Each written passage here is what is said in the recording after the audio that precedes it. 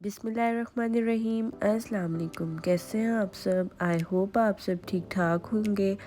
आज जो रेसिपी मैं आप लोगों के साथ शेयर करने वाली हूँ वो है मसालेदार मटन कलेजी।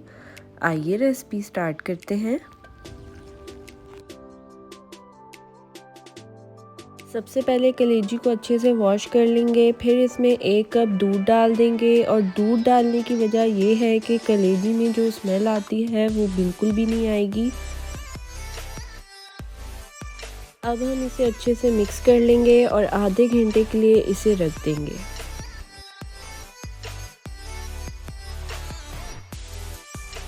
अब हम पैन में हाफ कप ऑयल डालेंगे,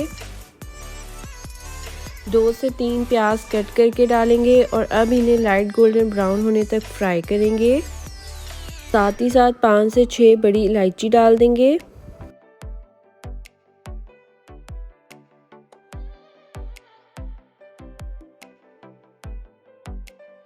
प्याज लाइट गोल्डन फ्राई हो चुका है। अब हम इसमें 1 टेबलस्पून अदरक लहसुन का पेस्ट डालेंगे और इसे अच्छे से भून लेंगे।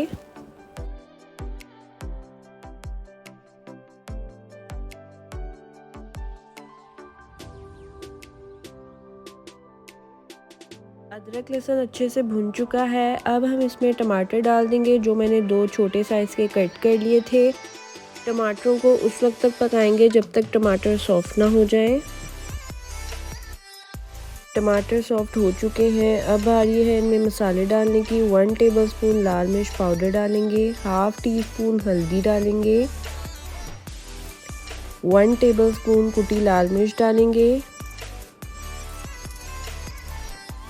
अब इन सब मसालों को अच्छे से मिक्स कर लेंगे।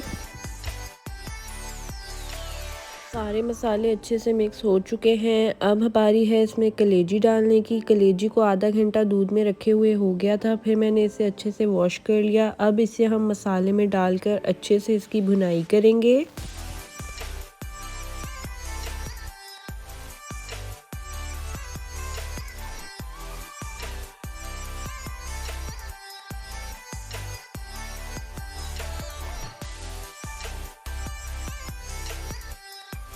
अच्छे से कलेजी की भुनाई हो चुकी है। अब हम इसमें 1 टेबलस्पून सूखा धनिया पाउडर डालेंगे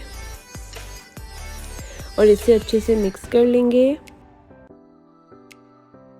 अब हम इसमें 5 टेबलस्पून दही डालेंगे।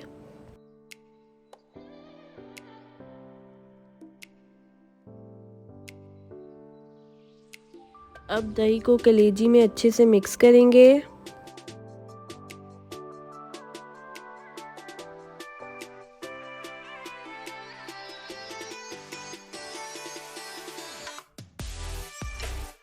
अब हम इसे 10 से 15 मिनट के लिए कवर करके रख देंगे।